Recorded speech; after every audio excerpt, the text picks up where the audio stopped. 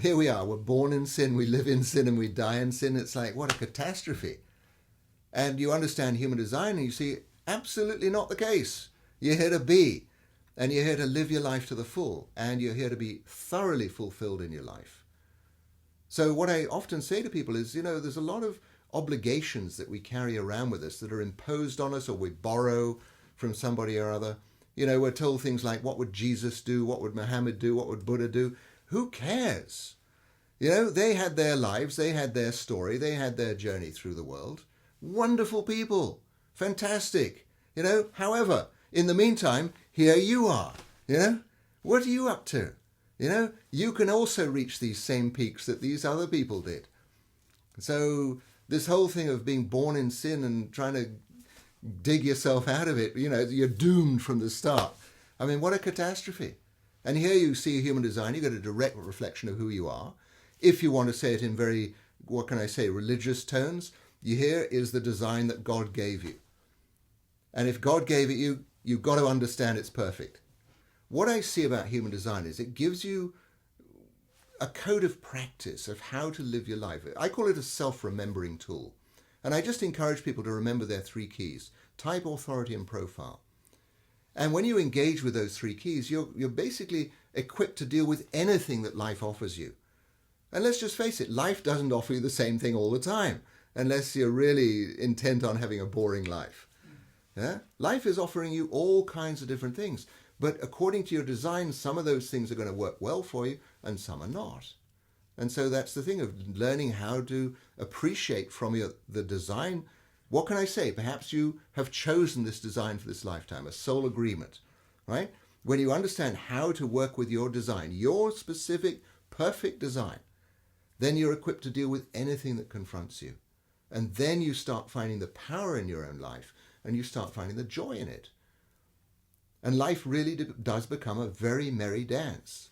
Basically, we're in this age of synthesizing. It's a little bit like baking a cake.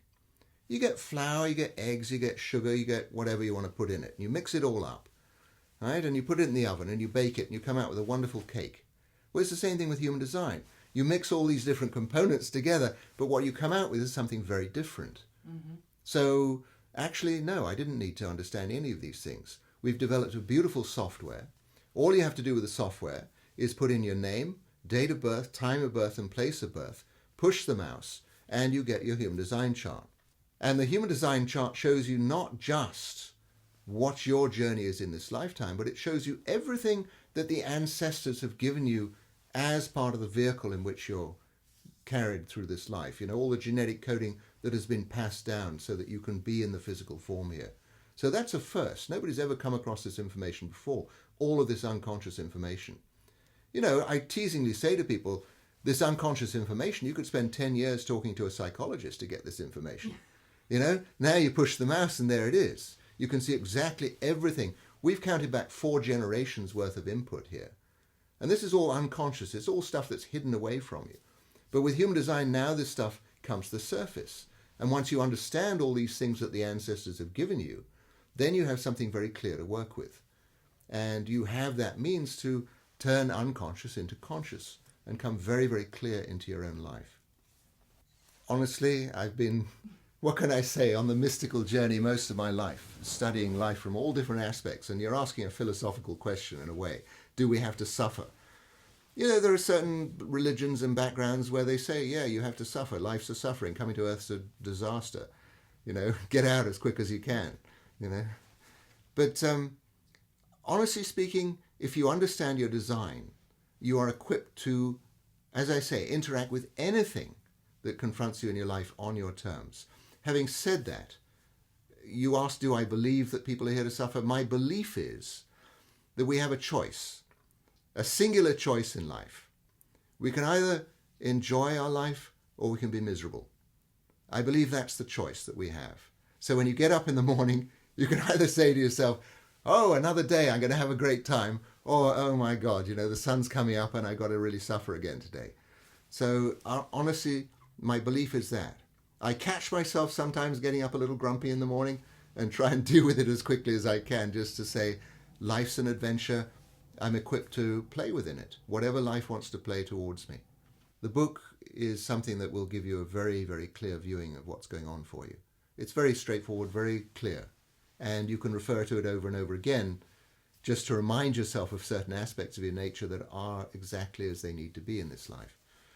But I do recommend to people to have a reading. And inevitably, there are certain people that give readings that are more factual, more mechanistic than others. And there are some people that open up other avenues of possibility.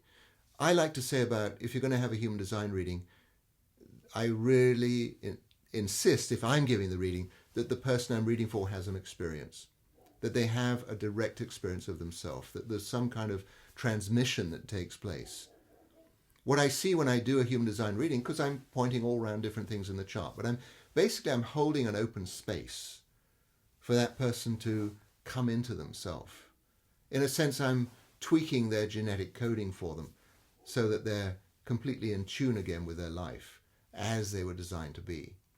And my thing is, I insist, if you're going to have a reading, I'm going to give you an experience. Be ready for that. Be open to have that transformation in your life. Yeah.